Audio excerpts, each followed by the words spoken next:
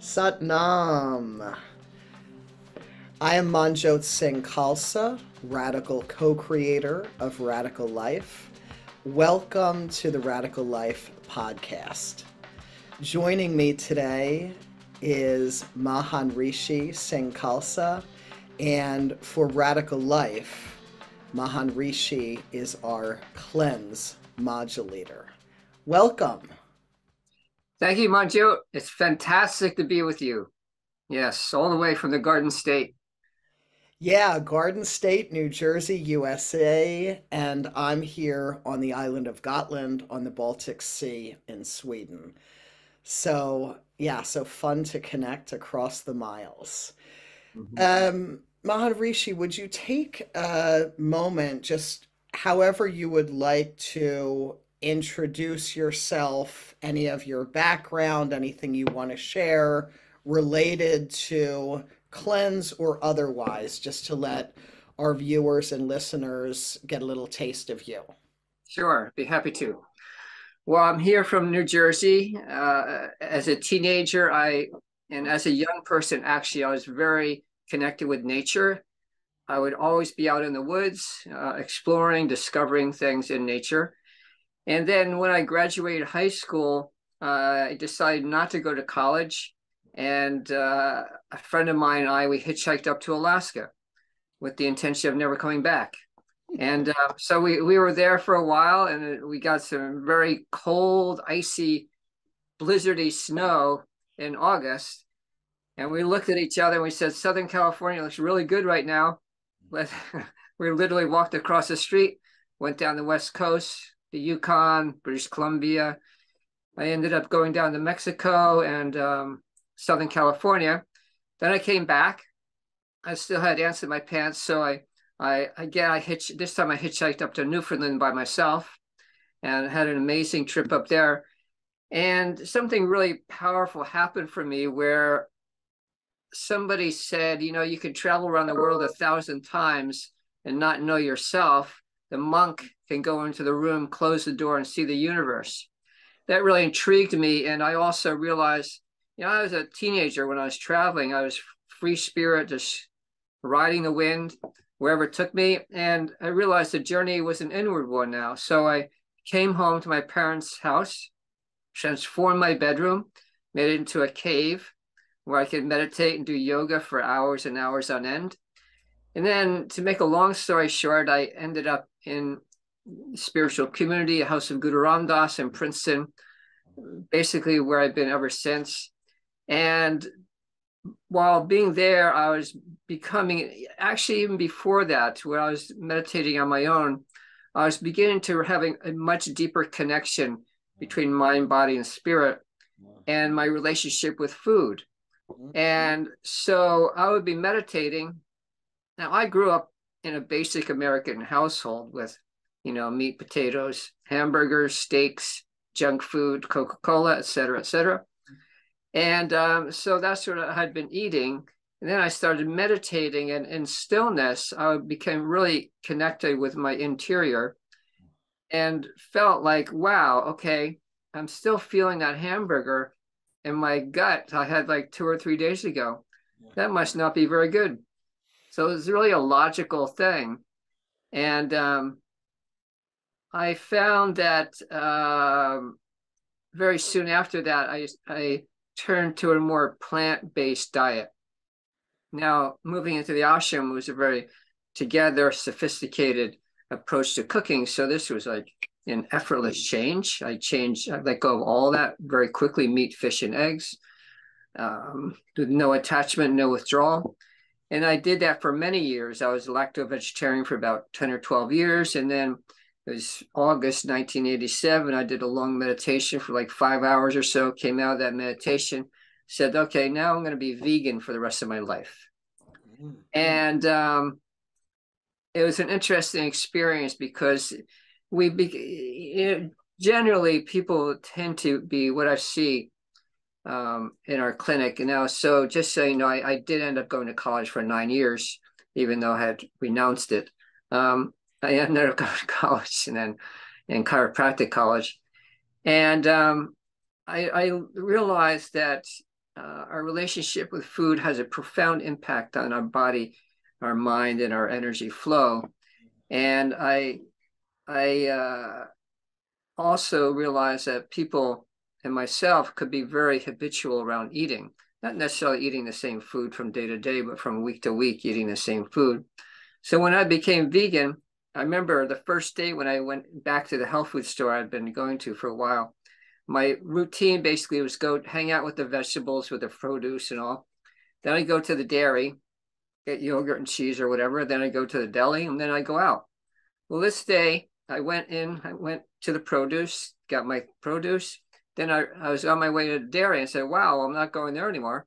All of a sudden, my eyes popped open. I saw all this other food that I had neglected from my vision due to my very narrow spectrum of choices. Yes. And so that's one of the things that happened for me. And this is really one of the things that we offer through the cleanses. The cleanses, of course, we eliminate the traditional allergenic type foods like the wheat and dairy and sugar and et cetera, et cetera, et cetera. But we also work to inspire people to really expand their palate and expand their approach to and their relationship with food. So cleanses have become a really important and integral part of what we offer at our center. And in our own personal life, we've got into doing them all 4 seasons. And so it's been really transformational. I learn a lot about myself when I do cleanses, and it's all a part of the journey. Yeah. Yeah. Yeah, there's so much rich information there from the hitchhiking to the, being in the grocery store and just these awarenesses for yourself and then in being of service to others. And I'm picturing you as a teen in the cave bedroom and just having this internal awareness of, hey, something's still internally, right? This hamburger's still in there internally that, Mm. there's not this balance, there's not this moving through. Yeah, so I'm interested in a few different things, but from that starting point there in what I'm just feeding back, um, the meat and potatoes parents, how did they respond to the awarenesses of the cave, particularly around food and then choices you were making that were different? Well, it was pretty radical because I grew up in suburban Livingston, New Jersey, and my room was literally 10 feet from my parents' bedroom. I painted my walls all dark brown, wall, ceiling trim, everything. I wanted it as dark as possible. I took the beds and put them vertical on the walls, the mattresses, because I needed space for stretching. And then I took the bedspreads and hung them from the ceiling, so it became like a Middle Eastern cave. What was radical most for my parents, really in many ways, was the silence, because they were used to rock and roll. Jimi Hendrix, whoever, was usually literally vibrating the walls. Now I go into my room and close the door, and there would be silence for hours. They didn't know really what to do with that. That was probably the most disconcerting thing for them. And then, the diet followed. I mean, it was soon after that that I actually moved into the ashram. And so, um, I was living there in terms of food. And then, I'd come home, I'd let them know, I'm a vegetarian now. And, um, we worked it out. Yeah. Yeah, I love that. I really, really love that imagery and can resonate. I was raised on a pretty similar diet in the Pennsylvania suburbs, and I became a vegetarian at 18. And yeah, the food in and of itself was enough of an uproar for the family system. So I can relate to some of those similarities. Mhm. So Yeah. moving into the ashram, it sounds like with the yoga, the meditation, and the dietary alignment were major components for you. Is that for you what felt like a good match, the calling, calibrated with where you were? Yes, yeah, it all goes together, and the yoga and meditation really support a healthy diet, and a healthy diet supports the yoga and meditation practice. We have a lot of people who come for yoga and meditation who struggle in their bodies, or they struggle in their focus and things. And a lot of it is food oriented. People don't realize how inflammatory and disruptive certain foods are biochemically to the brain and to our whole uh, energetic and glandular organic systems. And so our whole internal ecology is really in many ways supported by our diet. And so as we transform that, it transforms every part of ourselves. Yeah. So it's been a huge part of it. I would say in terms also of vegan, it's non-cruel, which is important to us, to being compassionate and non-violent toward other species. Mm. Environmentally, it's supportive. The planet would be doing much better if we weren't raising so many animals and destroying the land, and et cetera, et cetera, et cetera, what that requires in terms of water and resources. So yeah, I mean, in terms of health and vitality, I think it's been important. And I see with everything that we're offering through our clinic, that the food and the cleanses and our relationship with food is hugely important. I mean, it's a huge, it's, I would say in many ways, it appears to create the most miraculous changes in people. Yeah, yeah, yeah. And when you were talking about you're noticing within yourself the habitual pattern, right? When you'd visit the grocery store, get your items, etc., and then now, part of what you are offering with cleanses and the awareness of this expansion of the palate. So is it like, are we as humans creatures of habit?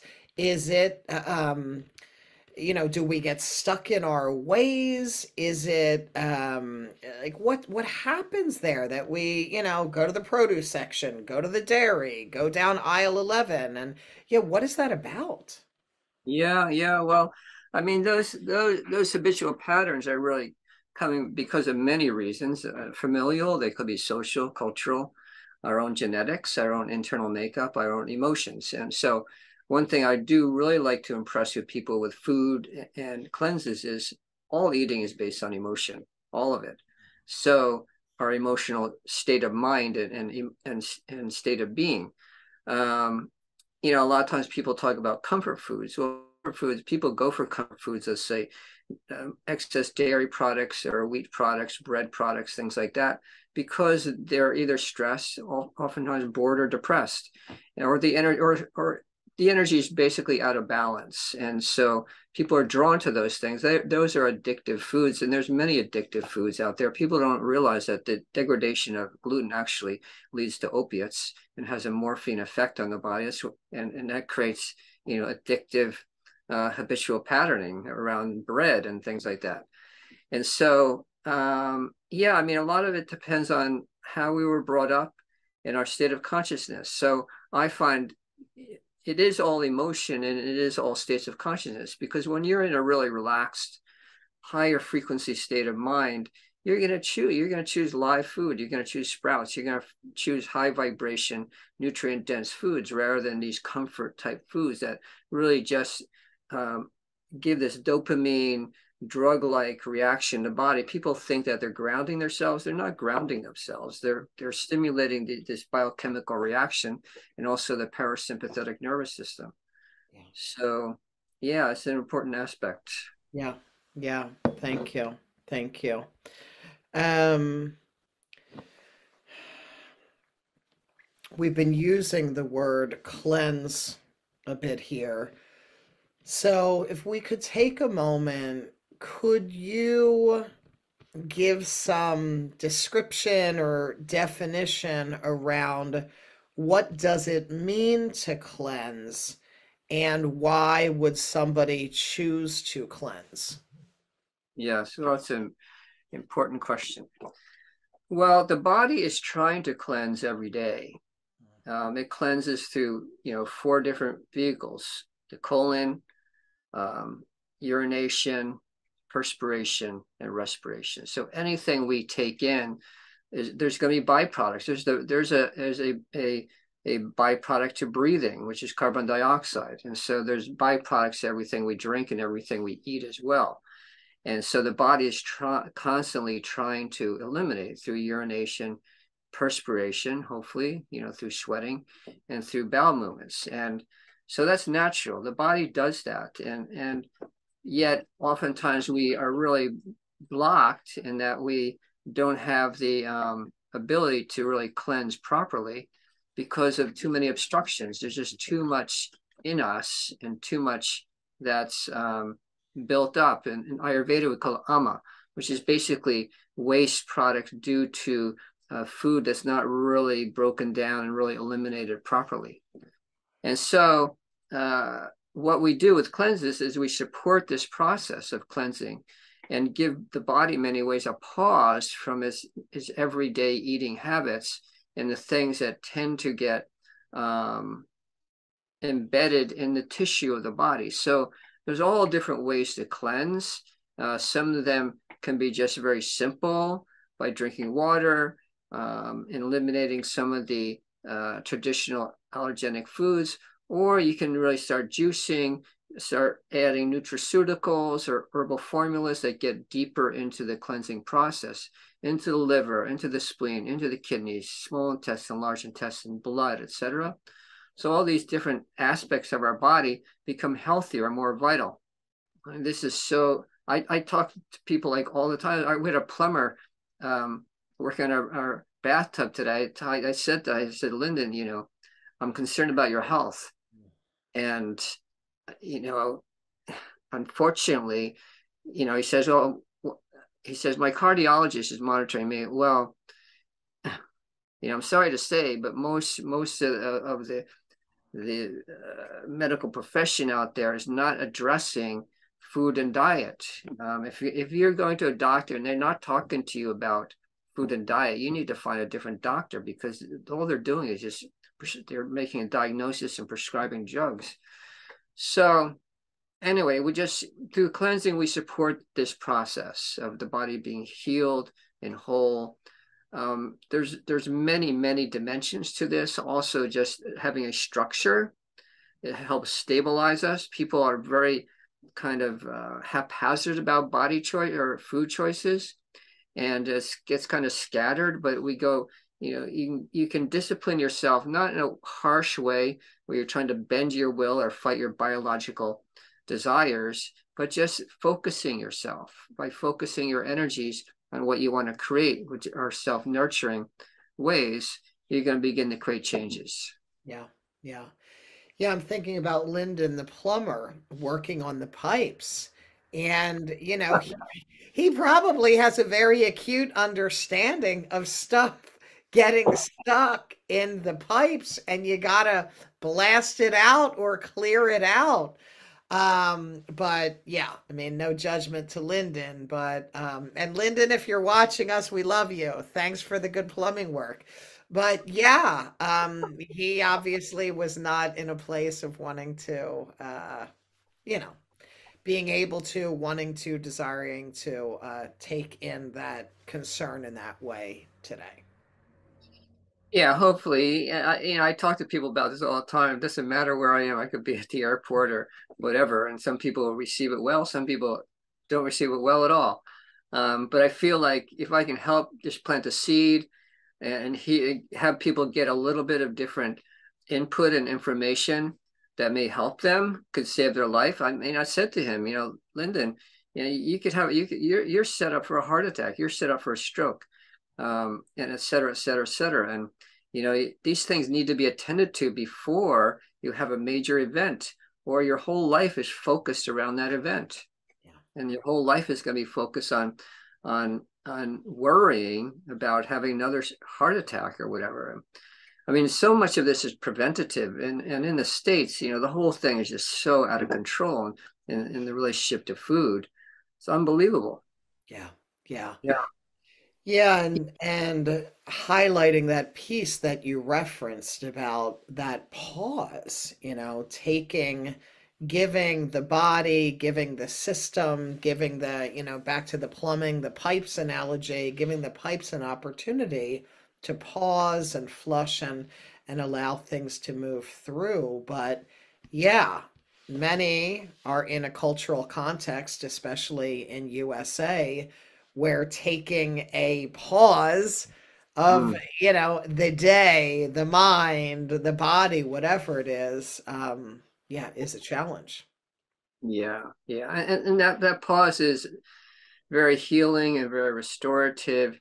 It opens up our perspective on how to relate to ourselves.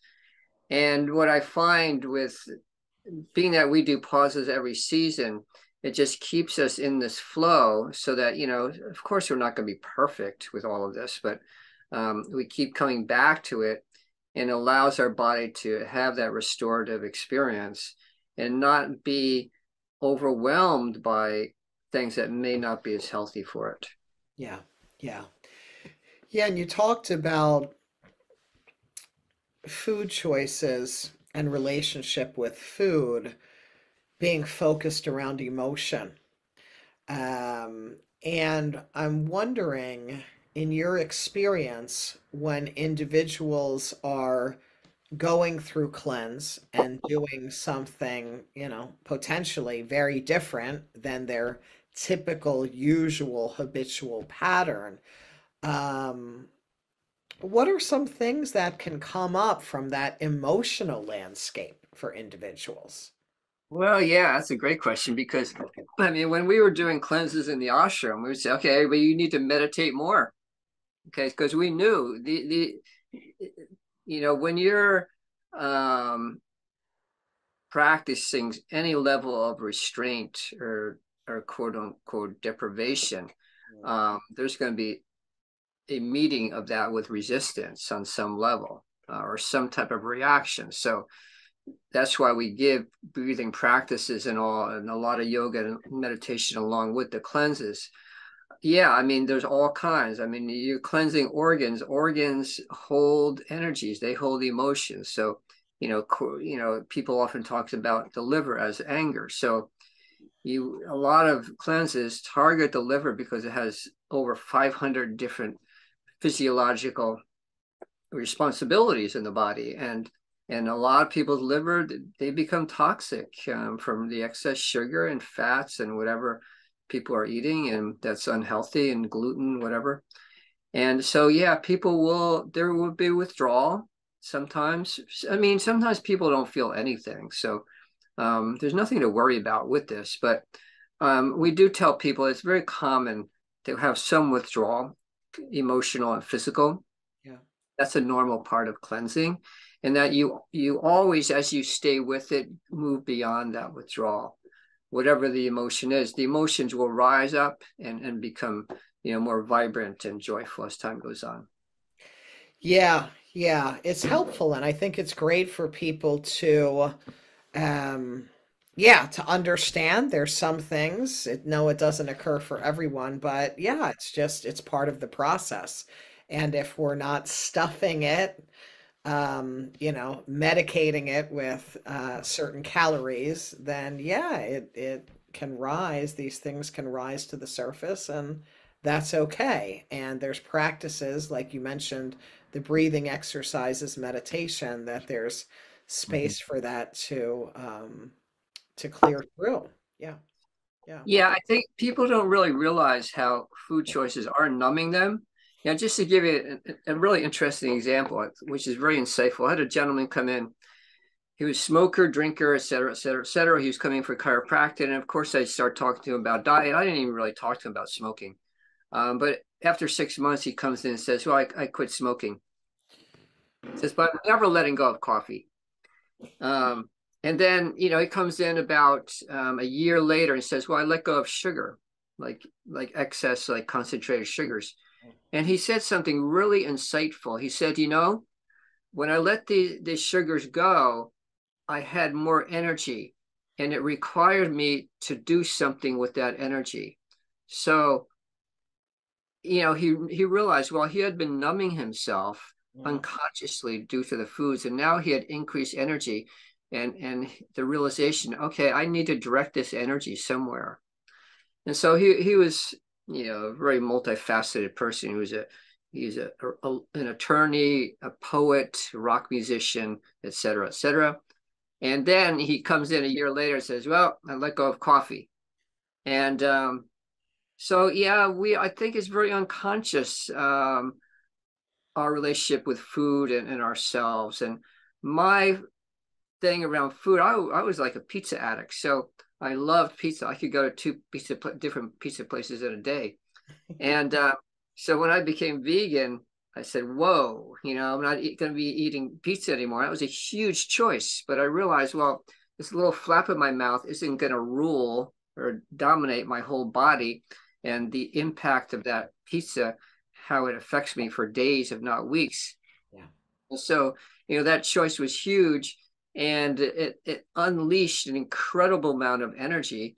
And my relationship with food is really not about taste, although I enjoy eating.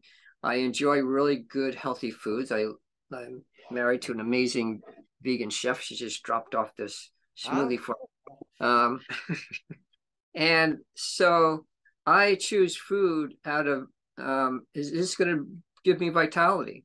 okay. And how am I going to feel? I don't like feeling overly full. I don't like feeling sluggish.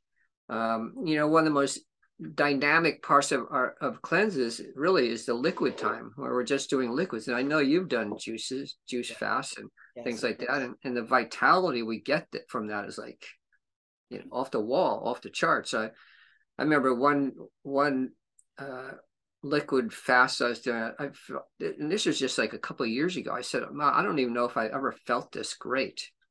And I've generally felt really good through my life. But my energy was like, whoa, really clear, clean, vibrant, peaceful. Anyway, yeah. Yeah. Yeah.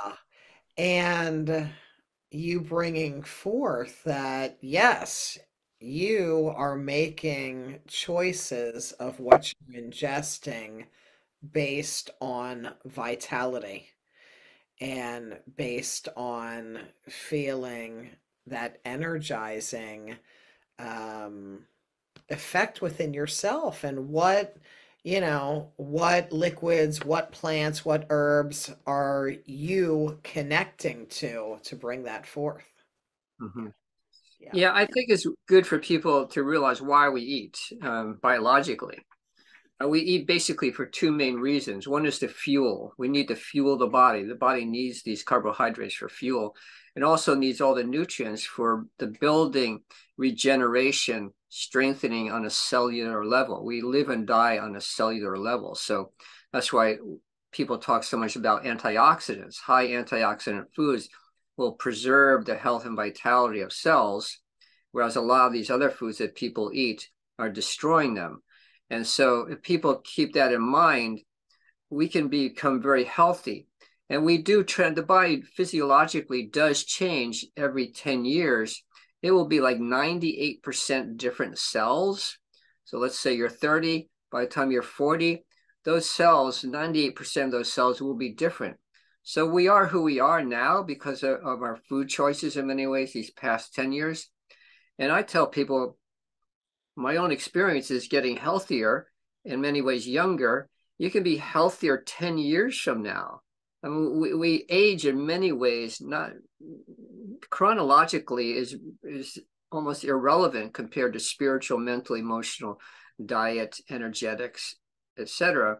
Those are what determine our age, really, in terms Yes. of Yes. our well-being.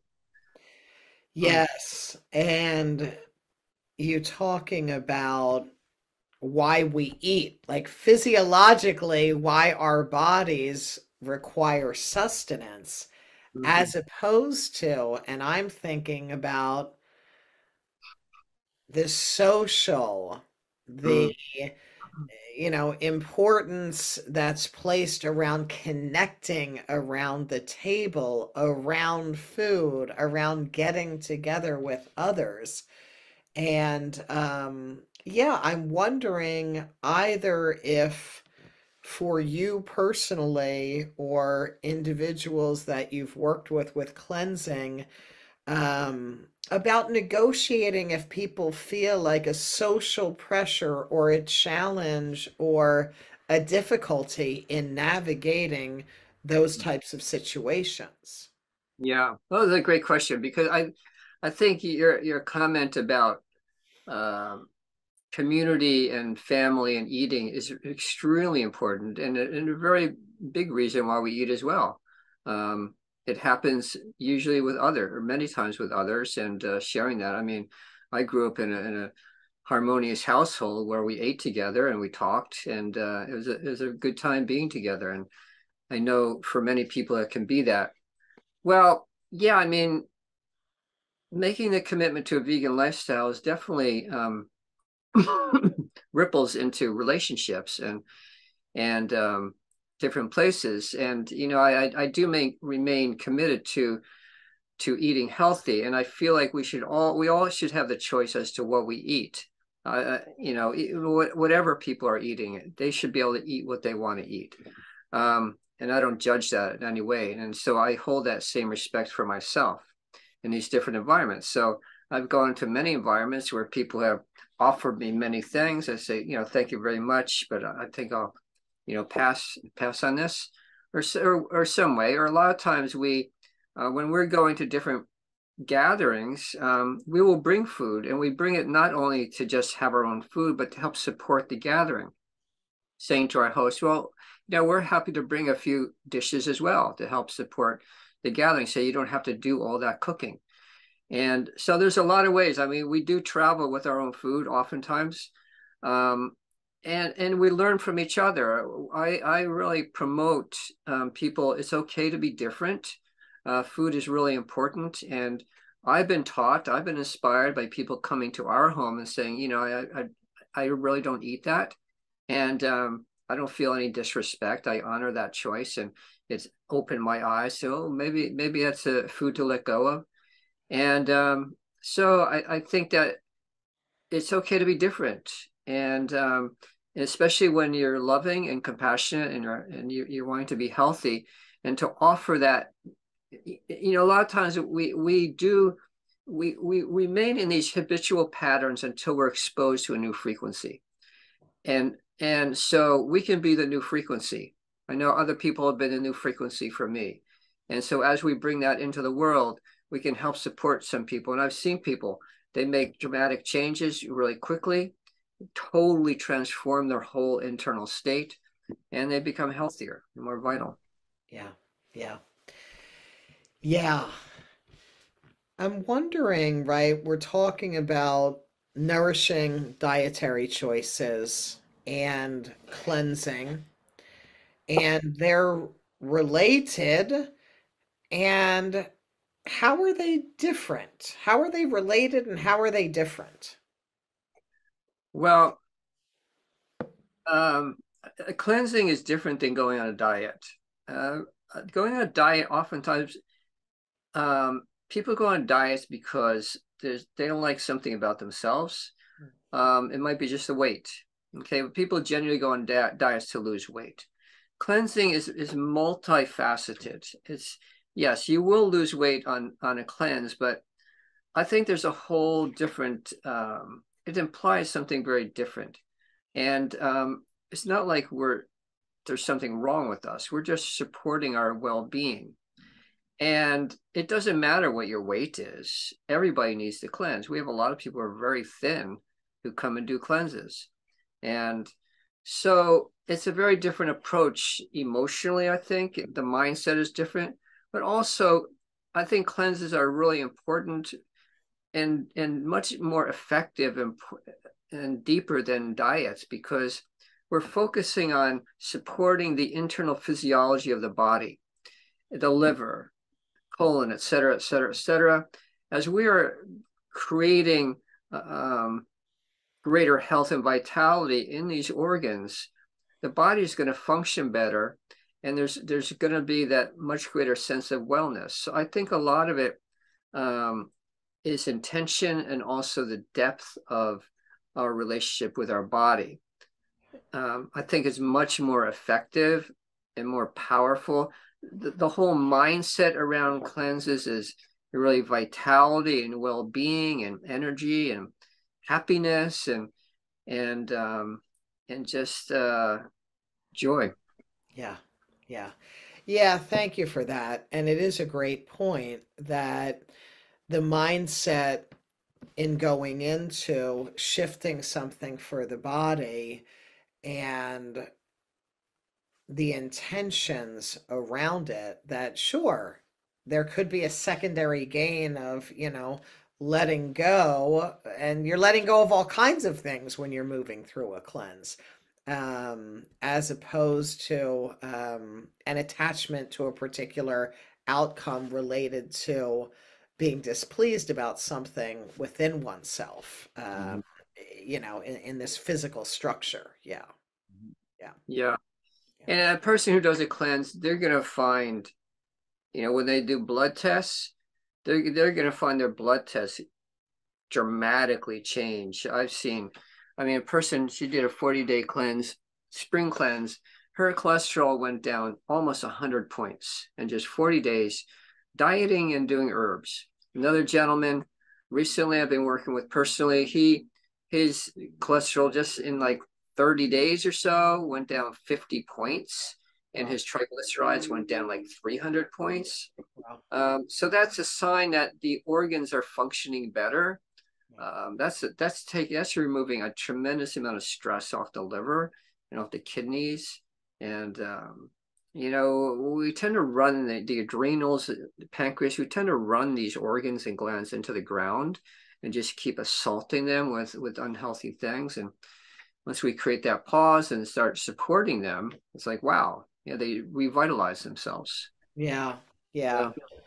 yeah, absolutely. I know for myself, through cleansing practices, I years ago had been diagnosed with fatty liver, and going through cleansing process, that was reversed. I also then, a few years or a couple years after that, had been diagnosed with hypothyroidism, and then through cleansing and health practices, eliminated that as well. So yeah, I personally can relate to the healing effects of engaging in the practices, and can personally relate to habitual patterns. So, yeah, I'm really excited about cleanse and having you on board with Radical Life, and personally supercharging myself too to get back on my structure of cleansing. Are Great. there, thinking about the physical health, are there some people um, who are contraindicated, or like it's not safe for them to do cleanses? Yeah, I'll ask that. Yeah. I don't think it's contraindicated for anyone. You just modify the approach. You work with the approach that works for people. Like I mentioned, and for myself, I can lose weight really fast and really thin, and we have people that are really thin, and so we work with the person in such a way that they're not going to lose more weight, yet still cleanse. There are people, yeah, we've had people who, let's say, have anorexia or bulimia type of conditions in the past. um, the cleanses can be extremely good because it creates a healthy structure, Mhm. and it creates a knowledge around foods that can be really good for them, and why it's good to be eating these foods and to maintain, and how that will actually increase their well-being. It will increase their relationship with their self-image, their internal world will be really vitalized through that. So I don't know anyone. Yeah, I mean, it's not like we're doing, when we do cleanses, we're not really doing fast type Mhm. cleanses. Fasting cleanses, I think, may be contraindicated for certain people. Okay. Um, but the way we approach cleanses is really um, kind of shifting our diet. There's a week or so where it's just liquids, but the liquids, it's not just water. You could be doing different cleansing teas or smoothies or juicing, things like that, which is really good for us. Mhm. Yeah. Yeah, and that's a good for folks that are listening that are new to this whole cleanses and fasts, etc. Can you just highlight a little bit about um, like what a fast is as opposed to how a cleanse might not be as, I don't know if you would say it this way, but maybe not as extreme? Yeah. Yes. Well, fast generally would be um, restricting all food. Okay. So a fast, I mean, a real fast would be just water or even no water at all, and just going that way. So that's, I mean, that could be very good for people. I mean, I had a gentleman come into our clinic. He did a 40-day water fast, just water for 40 days, and it was amazing to see. I was adjusting him, and each week he came in, his spine felt better, looser, more supple. After those 40 days, his spine felt like 10 years younger. So when you're doing an extreme fast like that, you are totally eliminating any food that can be having any inflammatory reaction in your body. And so there's a benefit to that. You're just really letting the body really cleanse deeper and deeper and deeper into the tissue. So I think that can be beneficial for some people. Although I think not eating will tend to slow the thyroid. So um, I think there's can be a negative reaction to that for some people. I choose cleansing because my approach to this is sustainability. And so when we do whatever 30-day cleanse, 40-day cleanse, we're focusing on day 31, day 50, day 60, day 365. And one of our cleanses, so we said, okay, well, we're looking 10 years now. Um, what I've seen where most people fasting or cleanses, they go back to their old diet. And so our focus right from the start, that's why we give so many recipes and things. We want people to reconnect with their kitchen and be able to create their own meals through preparation and cooking. And in that, they're dropping away some of those allergenic foods and incorporating other foods that are sustaining for them and healthy. And so after the cleanse is over, they will continue to eat healthy. That's the intention for it. And so I think that with cleanses, there's usually a variety of juicing, herbal teas, herbal formulas, nutraceuticals, and things that support the body in the cleanse so that a fast, generally, you're not incorporating herbal formulas. Um, and cleanses, oftentimes you are so that you can, really help clear out toxins more deeply. Yeah. Yeah. Yeah. I think they're both valuable, though. I mean, a fast is extremely I've had major transformative experiences through fasting. And so, fasting, as we know, has been done through the ages for spiritual development and growth. And so, fast can be good if a person is really in condition for that. Yeah. Yeah. Yeah. Thank you for that clarification. You shared some nice stories, personal stories, and then also of people that you've known and worked with, etc. Any other like special memories either for yourself or someone in your life, whether that's a patient or student or personal, around cleansing, your experience, their experience with cleansing? Yeah, there's many. I find there's stories every time person does a cleanse. And I think generally what I hear is, wow, I'm sleeping better. I'm feeling so much more energy. I'm feeling calmer. Uh, Food irritants, especially coffee. I'm very much not into coffee. Um, I've only had 2 cups of coffee my whole life, and one of them Wow. was when I was in Alaska and it was freezing, um, because that's what it was available. Um, a lot of these foods are irritants, and many of the foods people are eating are very inflammatory in nature or stressing. And so I think the stories I hear over and over again are people just feeling better. I see people, their faces. We encourage people, if you feel like it, take a picture of your face um, at the start of the cleanse, and then take a picture at the end. I've seen people like it looked like they had a facelift, or I could see their bone structure, even in really thin people. I mean, it looks like, whoa, did you actually do something physically to your body? So yeah, I see that type of thing a lot. That transformative time, and people, um, like I said earlier, one of the key things with this is just getting back into your kitchen and doing your own cooking. And we had one woman, she came in after there was a spring cleanse. She came in. I remember coming in and saying, I've lost 10 pounds. She said, I lost 10 pounds in the first week. She lost 10 pounds. I said, how did you lose 10 pounds in 1 week? She said, I stopped going to Thai restaurants.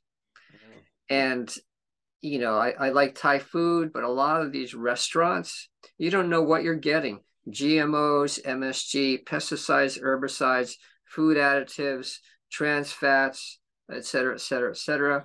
All kinds of different things are increased salt, increased sugar. Even if it's a good restaurant, they want the food to taste good. So all these things are increased, and your body will blow up Yeah. with inflammation and fluids.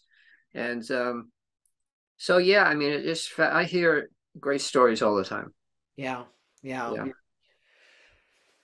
You said that you engage in seasonal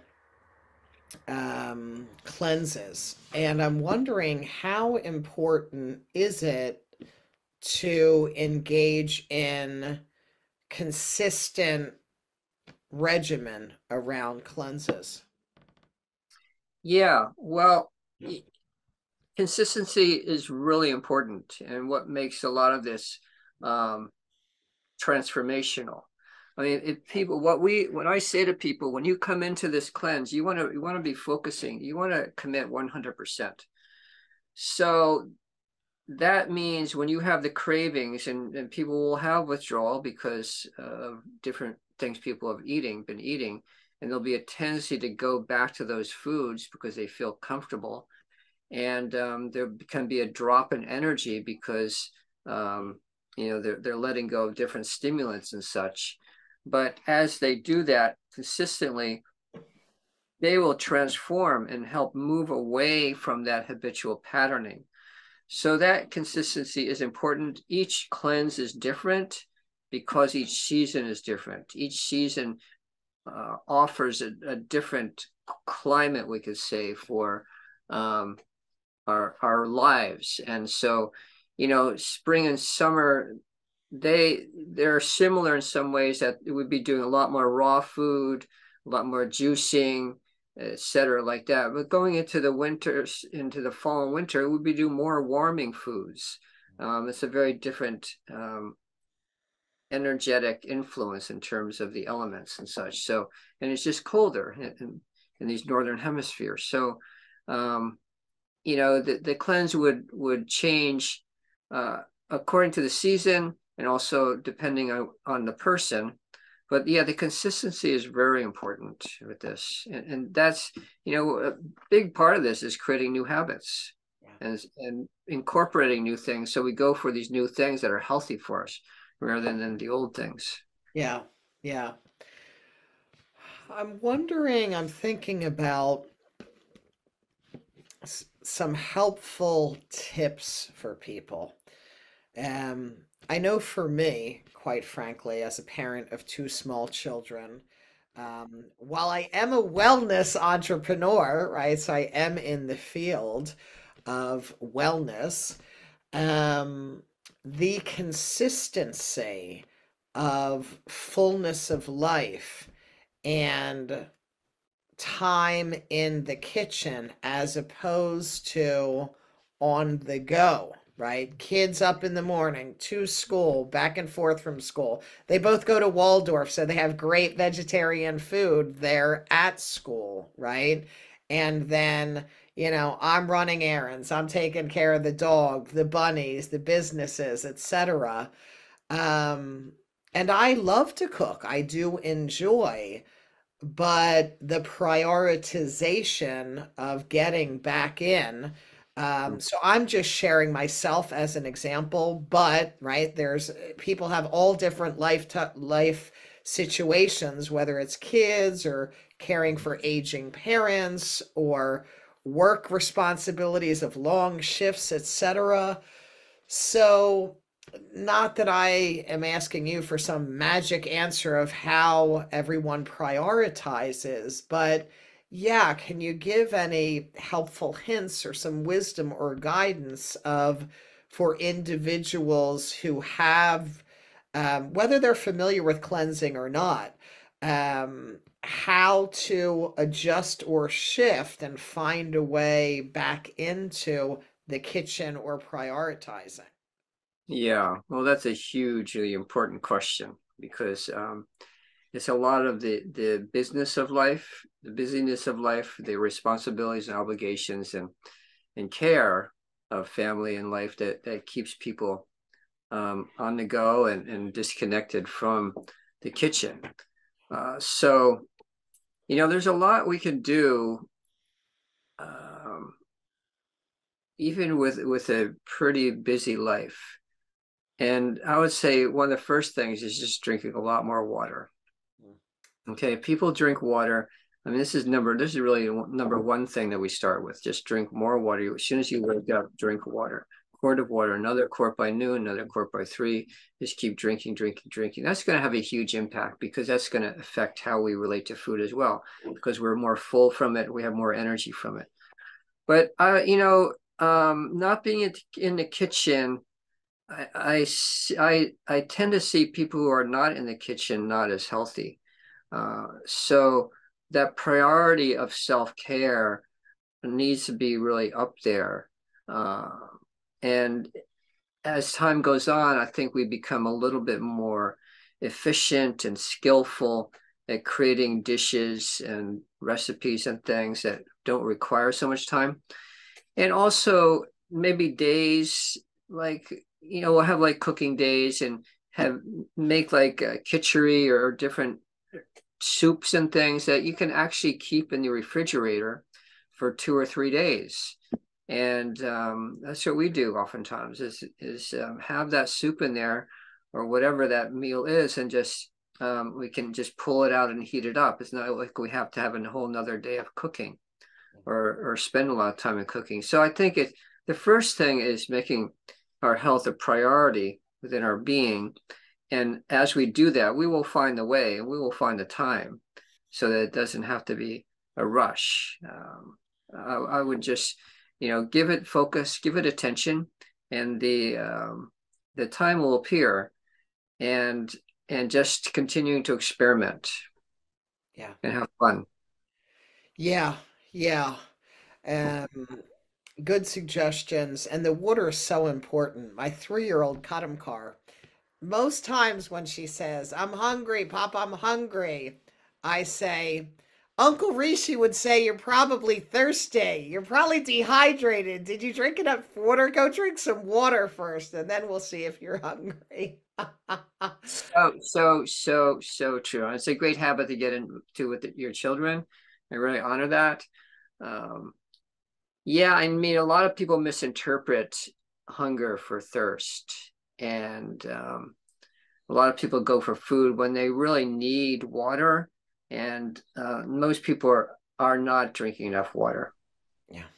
Yeah. Yeah, yeah. Um, any other, for people who may or may not be excited and ready to take a cleanse on, right? A full 30 or 40-day cleanse. Um, they could begin by drinking this water.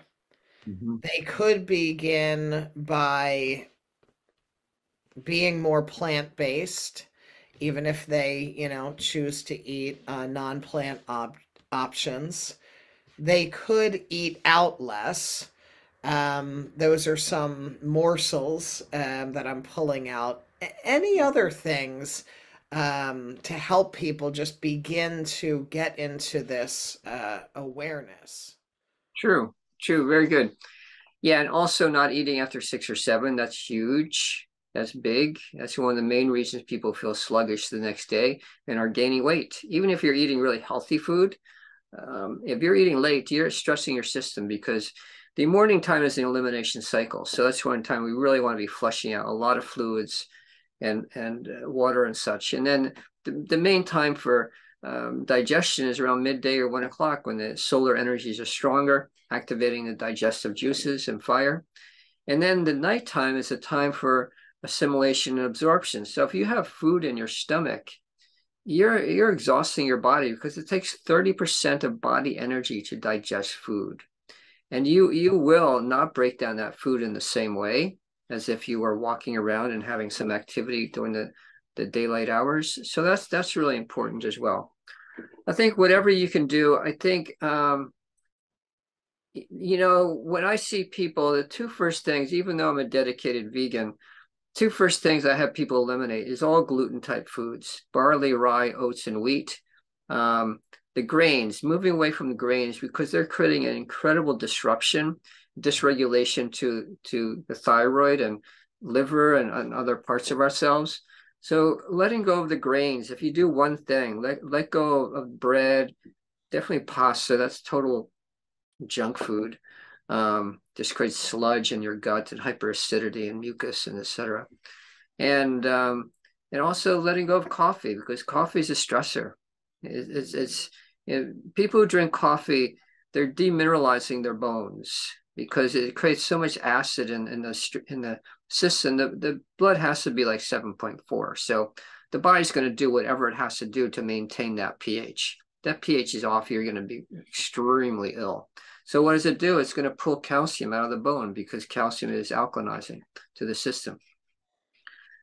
So yeah, I would just, choose, I would eliminate something and then incorporate. So when we look at our diet and cleanses, yeah, we do restrict, but the idea really is to expand bigger. That's the bigger part. So as you bring in new fruits and vegetables, there are probably a lot of fruits and vegetables you've been avoiding for some reason. Just try them. There's millions of recipes now online, and see how your body responds to that. Yeah, yeah. Yeah, you'll get healthier. As you increase, one simple thing, let's say in the morning, some people they just start with warm lemon water. Okay, that's something. So the lemon water is breaking down mucus. It's um,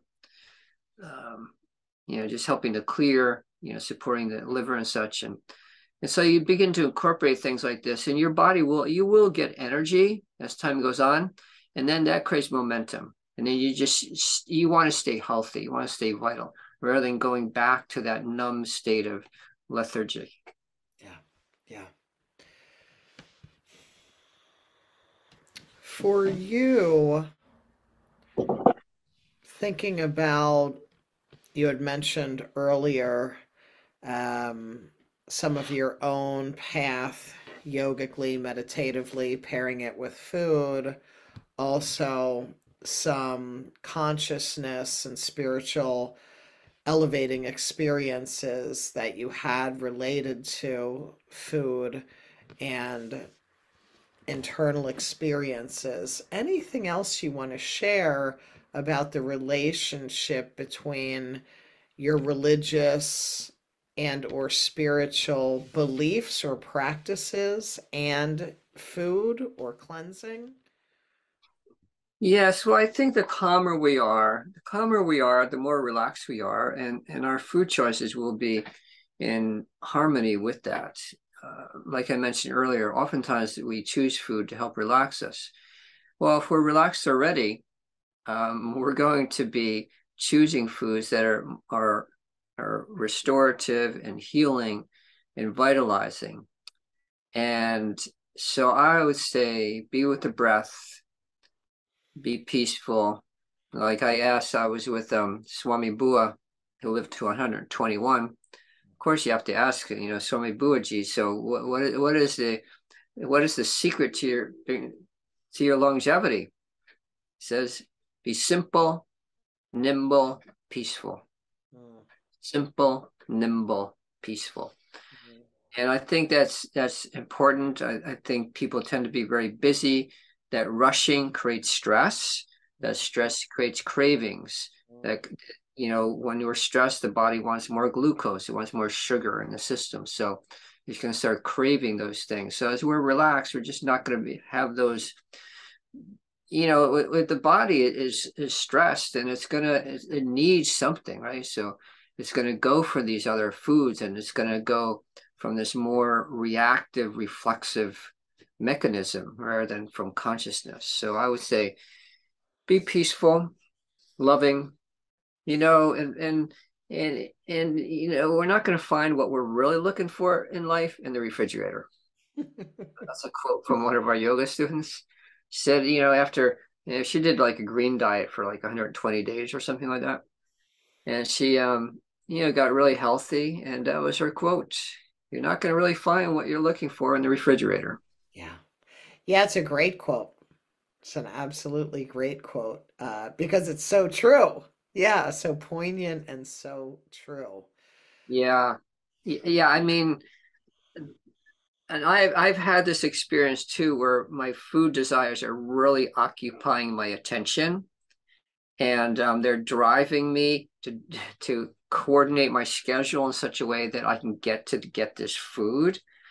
And so people are really preoccupied with food, and we want to have healthy foods so we can enjoy that, but also other activities in our life that are fulfilling. Yes, yes. And I think it's important for people to hear. I remember your vegan donut story, right? For that whatever period of time you were preoccupied with the vegan donut at the health food store, and Right, when could right. you take a break in your day to get it? And I think that that's important for people to hear, that it's not just, oh, Mahan Rishi, the master cleanser, until he, gave up pizza and went vegan, then he never had a food craving again. It's like, well, yeah, he did. He had the vegan donut preoccupation. Because I think that, right? People who are hearing this and interested in your module and hearing your teachings and working with you, that you also have had some interpersonal experience that can be relatable to them, even if it's a different food or to a different degree, that yeah, um we all are in the human experience and somewhere along the way with it. Um, yeah, yeah. Yes, and I still get cravings. So, um, what I tell people is when you make your kitchen like a produce department. So you have all this really healthy food around you, so that eliminate. I had a radio show once, and I went on air, and I said, everybody go into your cupboards and pull out all of your sugar and all those unhealthy foods and throw them away. And the producer came in. Well, Dr. Khalsa has his opinions about things. This is not reflective of our radio station. But anyway, you want to get those things out of your house. So they're like drugs, and have healthy things around. We have healthy things around. So when I have cravings, I just go for a fig, or I go for an apple or whatever, berries. And so I'm eating something healthy. Right. That's one way to work with it. Yeah. This isn't really It's not really about deprivation or just restriction. It's about shifting. Yeah. Yeah. Yeah. Anything else that surfaced for you during this conversation or in thinking about this conversation that I didn't target today or ask about today that you feel like you want to mention as we're nearing our wrap up? Sure. Thanks, Manjot. Well, yeah, a couple things. One is that if a person were to choose a cleanse, the cleanses are not difficult. The most difficult thing is getting the mindset. It's all, and I've heard this over and over again. Once you're in the mindset that you're going to eat this way, it's not hard. It's not difficult. That's the whole thing, is putting your mind in a space that, okay, this is how I'm going to eat now. I'm not going to eat those other foods. These are the foods I'm going to eat. That's the key. Also, this it's important. It's really important. I see over and over and over again, people are setting themselves up for incredible suffering and pain unnecessarily because they're eating these really garbage foods. I was down in Upper Darby 2 weeks ago. I was going down for a flute lesson, and I was there early, so I went and sat in a Wawa parking lot. This is a convenience store, right? And the people going in and out of that store eating total junk food I could see were incredibly unhealthy. And if they weren't looking incredibly unhealthy, then they were like smoking or whatever. And I was thinking, the folks, people are, due to these choices, are setting themselves up for diabetes, heart conditions, cancers, et cetera, when a lot of these things can be easily avoided by healthy food choices. Yeah. So I wouldn't wait. It's don't wait till you have a condition because it's that much harder then. I mean, and you can shift your energy tremendously through healthy food choices. Yeah. Yeah. Yeah. Thank you. Thank you.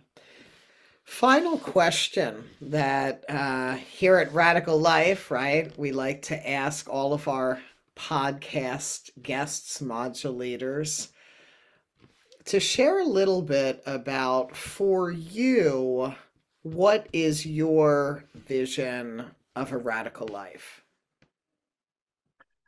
Well, I think it's a life that's in harmony with one's true nature, with one's heart, with one's soul, with one's being, that is also resonant with the earth, resonant with the environment.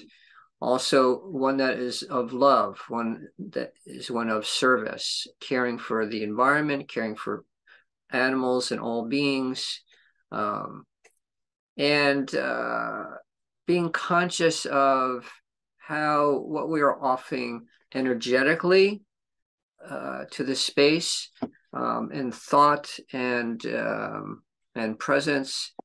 So I would say it's a very living a very healthy, holistic, whole life that is compassionate and loving to all beings. Beautiful. Thank you so much. Thank you so much for joining me for this time together, this conversation. So rich and so sweet to connect and share all of this with all of our Radical Life friends. So thank you so much. Satnam. Satnam, Manjot Singh. It was a wonderful conversation. I appreciate all your questions, and I think we were able to cover a broad spectrum. Absolutely. Thank you for joining us. Head over to our website at radical.life to sign up for your free Radical Life Starter Kit. Our website is radikal.life. Today's episode was hosted by Manjot Singh Khalsa. The Radical Life podcast is produced by Marina Patrice Vare and edited by Cassidy Vare. Our theme music was created by Mark MeeZy. Radical Life is a co-creation with Manjot Singh Khalsa and Radical Healing.